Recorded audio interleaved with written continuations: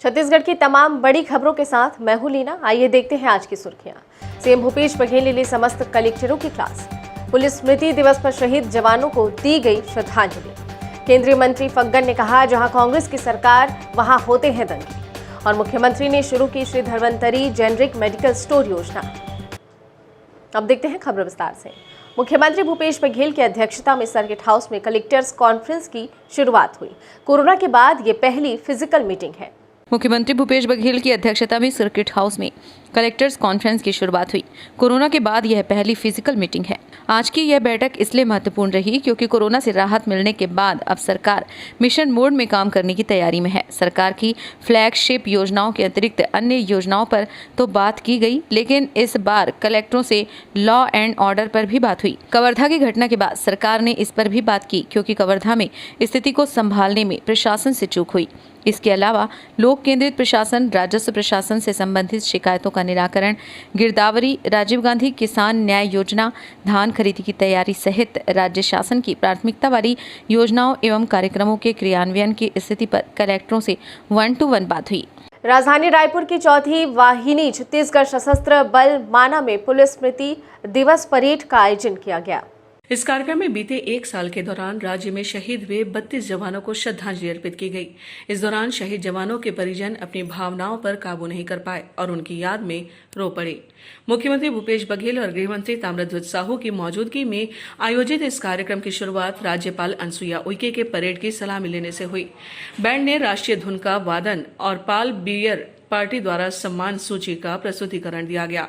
हर साल 21 अक्टूबर को पुलिस स्मृति दिवस मनाया जाता है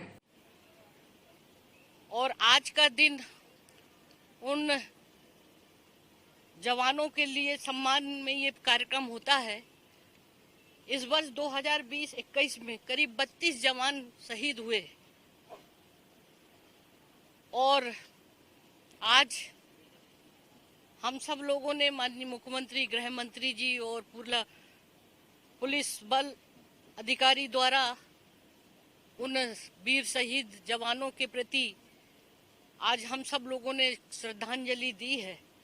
इस मौके पर संपूर्ण भारत में 1 सितंबर 2020 से 31 अगस्त 2021 तक कर्तव्य के दौरान शहीद हुए 377 जवानों के नामों का वाचन कर उन्हें श्रद्धांजलि अर्पित की गई है।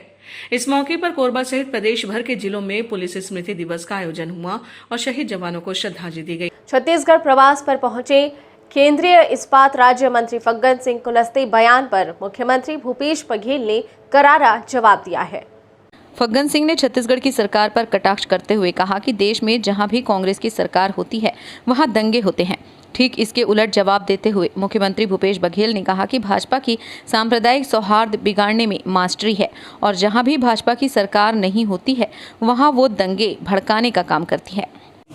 भारतीय जनता पार्टी और आरएसएस दोनों ऐसे हैं जिसको धर्मांतरण और सांप्रदायिक सौहार्द बिगाड़ने का उनके पास मास्टरी है और जहां ये सरकार में नहीं होते इसी असर के माध्यम से वहां अस्थिरता पैदा करते हैं और इसी प्रकार से वो लोगों को भड़काने की कोशिश करते हैं। मुख्यमंत्री ने केंद्र के कोटे से उसना चावल नहीं लेने के सवाल पर कहा कि केंद्र की अनुमति से ही राइस मिलर उसना चावल तैयार करते हैं। अब केंद्र ही उसना लेने से मना कर रहा है।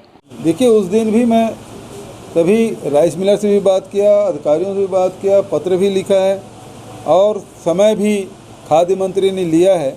अब समय मिलेगा तो राइस मिलर को लेके जाएंगे, वहाँ बात करेंगे। आखिर भारत सरकार के अनुमति से सारे लोग उसना राइस मिल लगाए हैं और लगातार वो प्रोडक्शन कर रहे थे। अब अचानक आप कहते हैं कि उसना चावल हम नहीं लेंगे, तो ये राइस मिलों को क्या होगा। और छत्तीसगढ़ में हमारे 2/3 जो चावल है, धान है, वो उसना क्वालिटी के हैं।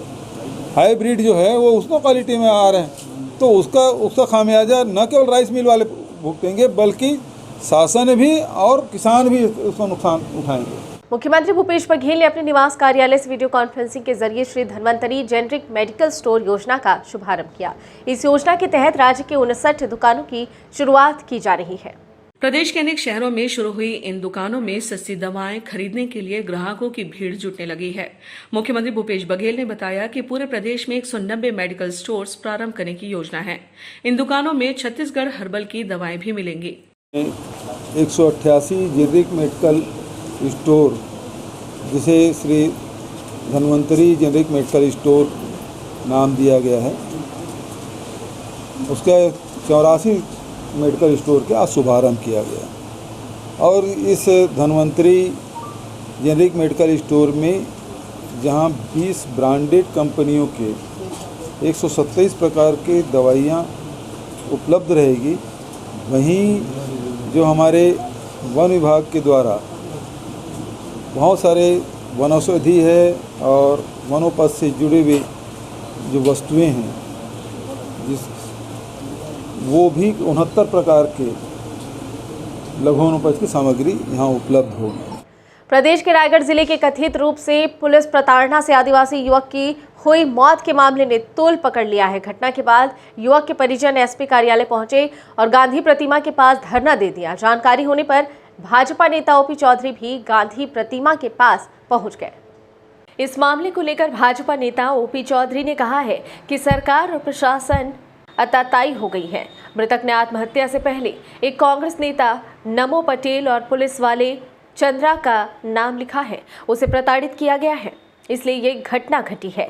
उन्होंने कहा कि इस घटना की जांच और दोषियों को सजा मिलनी चाहिए।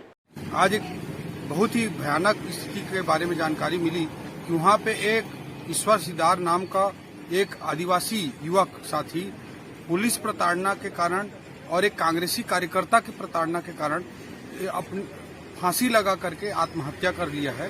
पंचायत मंत्री टीएस सिंहदेव ने दिल्ली से वर्चुअल माध्यम से करीब 8 घंटे तक विभागीय बैठक लेकर योजनाओं की समीक्षा की। मंत्री सिंहदेव ने बस्तर, रायपुर, बिलासपुर, दुर्ग और सरगुजा संभाग के जनप्रतिनिधियों से भी चर्चा की। उन्होंने ग्राम पंचायतों में कचरा खरीदी बिक्री में एकत्रित राशि की मासिक जानकारी और अर्जित राशि की मॉनिटरिंग करने, नए एसओआर, स्वसहायता समूह के संचालन, ग्राम पंचायतों में पॉलीथीन का उपयोग कम से कम करने पर जोर दिया। प्रदेश में कांग्रेस की अंदरूनी गुटबाजी अब खुलकर सामने आने लगी है। अंबिकापुर के सर्किट हाउस पहुंचे सरगुजा के प्रभारी मंत्री शिव कुमार डहरिया के सामने ही युवक कांग्रेस के दो पक्ष आपस में भिड़ गए। बाद में एक गुट ने थाने में एफआईआर दर्ज करा दी, वहीं दूसरे गुट ने एफआईआर दर्ज नहीं होने पर थाने का घेराव कर दिया। संचार विभाग के प्रमुख सुशील आनंद शुक्ला ने आगामी धान खरीदी को लेकर बताया है, सरकार के द्वारा धान खरीदी करने के लिए तैयारियां पूर्ण कर ली गई हैं। आगे कहा कि पिछले वर्ष की अपेक्षा इस बार कांग्रेस सरकार किसानों से ज्यादा धान खरीदी करने का लक्ष्य रखा है। लगभग इस बार 105 लाख मीट्रिक टन धान की खरीदारी सरकार करेगी, जिसकी तैयारी पूर्ण कर ली गई है। देखिए, प्रतिवर्ष की भारत सरकार इस वर्ष भी किसानों का पूरा धान खरीदेगी। धान खरीदी की जो नीति बनाई गई थी, उसी नीति के अनुसार किसानों से उनके रकबे के हिसाब से धान खरीदी की जाएगी। सरकार ने पिछले वर्ष लगभग 92 लाख मीट्रिक टन धान की खरीदी किया था। इस वर्ष लक्ष्य रखा गया है कि लगभग 105 लाख मीट्रिक टन धान की खरीदी की जाएगी। इसके लिए पूरी तैयारियां कर ली गई है। धान खरीदी के लिए जो आवश्यक बारदाने की है, उसके ऑर्डर दिए जा चुके हैं। फड़ को तैयार किया जा चुका है। धान खरीदी केंद्रों की तैयारी की जा चुकी है और पूरी तैयारी सरकार की तरफ से पूर्ण हो चुकी है। जिला युवा कांग्रेस कोरबा द्वारा कटघोरा विधानसभा अंतर्गत कुसमुंडा मुख्य मार्ग स्थित पेट्रोल पंप में बढ़ते दामों के विरोध में ठेले में वाहन रखकर नारेबाजी की गई, जिसमें अनेक प्रमुख युवा नेता शामिल हुए। दंतेवाड़ा के भाजपा जिला अध्यक्ष चैतराम अटामी ने कांग्रेस सरकार पर गंभीर आरोप लगाए हैं। उन्होंने मुख्यमंत्री भूपेश बघेल द्वारा लखमीपुर की घटना में पीड़ित परिवारों को 50-50 लाख रुपए देने की बात को कुर्सी बचाने की कीमत से जोड़ा है। चैतराम अटामी ने पत्थलगांव की घटना में मृतक के परिवारों को 1 करोड़ रुपए और परिवार के एक सदस्य को सरकारी नौकरी समेत घायलों को 50-50 लाख रुपए की सहायता राशि देने की मांग की है। अटामी ने कहा है कि कांग्रेसियों ने उत्तर प्रदेश के लखमीपुर की घटना को बड़ा और पत्थलगांव की घटना को छोटा होने की बात की है, जो निंदनीय है। एससीएल मानिकपुर प्रबंधन पर पर्यावरण संरक्षण मंडल ने 15 लाख रुपए का जुर्माना ठोका है। मानिकपुर एरिया में शिकायत मिलने पर पर्यावरण विभाग द्वारा मलशोधन संयंत्र का औचक निरीक्षण किया था, जिस पर जांच के बाद अनेक खामियां उजागर हुई थी, जिसे गंभीरता से लेते हुए क्षेत्रीय पर्यावरण अधिकारी ने एससीएल प्रबंधन पर जुर्माना लगाकर नोटिस भेजा है। इस बुलेटिन में फिलहाल इतना ही। बने रहिए डीबी लाइव के साथ। नमस्कार।